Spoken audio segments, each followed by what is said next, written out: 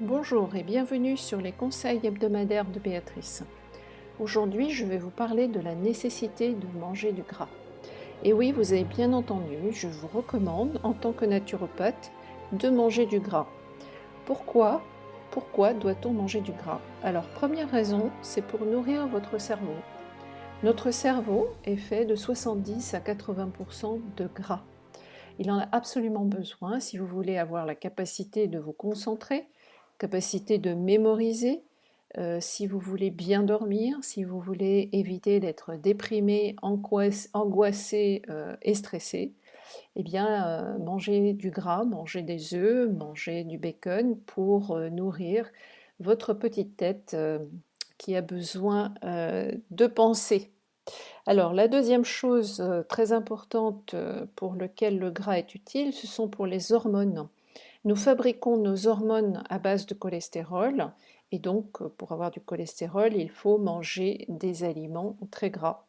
Les hormones, que ce soit les hormones sexuelles, c'est-à-dire les œstrogènes, les progestérones, la testostérone, mais aussi les hormones surrénaliennes.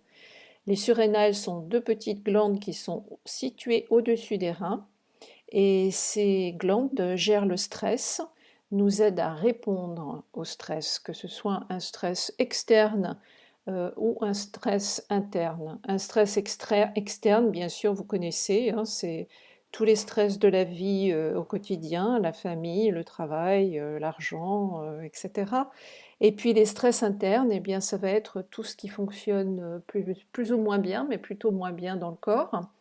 Donc, si vous digérez mal, ça va donner du stress au surrénal. Si vous avez une infection virale ou à candidose, ça va stresser les surrénales, etc., etc. Donc, vos petites surrénales ont besoin, elles aussi, de graisse pour pouvoir se défendre et fonctionner. Quatrième point très important, c'est la vésicule biliaire. On nous dit souvent que si on a des problèmes de digestion et de vésicule, il faut éviter de manger du gras. En fait, c'est tout le contraire. Si vous évitez de manger du gras, vous allez vous retrouver avec une bile dans le foie et la vésicule qui stagne et qui ne va pas faire son travail d'émulsification des graisses. Et en fait, pour que cette bile soit produite, on a besoin d'acides gras saturés. Autre chose que je trouve très important, c'est que manger gras évite aux gens d'avoir des envies irrésistibles de sucre et de féculents. En fait, quand on mange gras, on est bien plus rassasié, le corps est satisfait, aussi bien physiquement que psychologiquement, donc il y a moins d'envie de sucre, de chocolat et de cochonneries. Pour maigrir, c'est très utile aussi. Vous avez bien entendu encore une fois, il s'agit de manger gras pour pouvoir maigrir. Il y a une bonne référence par rapport à ça, c'est le régime cétogène. Le régime cétogène a fait ses preuves pour beaucoup de choses, notamment l'épilepsie.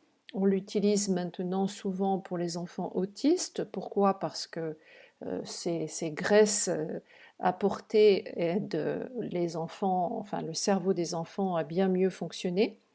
Mais c'est aussi un régime qui est connu pour perdre du poids. En fait, pour perdre du poids, il faut manger moins de sucre, moins de féculents, plus de protéines et plus de gras. Alors il y a de nombreuses autres raisons pour lesquelles il faut manger gras, mais je ne vais pas m'étendre plus que ça. Après, vous allez me demander, mais quel genre de gras faut-il manger? Alors, on est tous d'accord dans les régimes et dans les naturopathes et même les médecins qu'il faut manger du poisson, surtout du poisson gras, tel que le saumon sauvage si vous en trouvez, mais aussi des sardines, des maquereaux, des anchois. Ça, tout le monde est d'accord, c'est du bon gras. Mais là, je vais vous dire aussi qu'il faut manger de la viande. Et si vous mangez de la viande, il faut qu'elle soit grasse. En fait, elle sera bien plus digeste si elle est grasse que si c'est un, un blanc de poulet tout sec, grillé. Ça, c'est du carton-pâte, c'est très très difficile à digérer. En fait, dans le poulet, il vaut mieux manger les ailes, la cuisse, le cou, etc., où il y a et avec la peau d'ailleurs, pour accélérer le processus de digestion en stimulant la vésicule biliaire.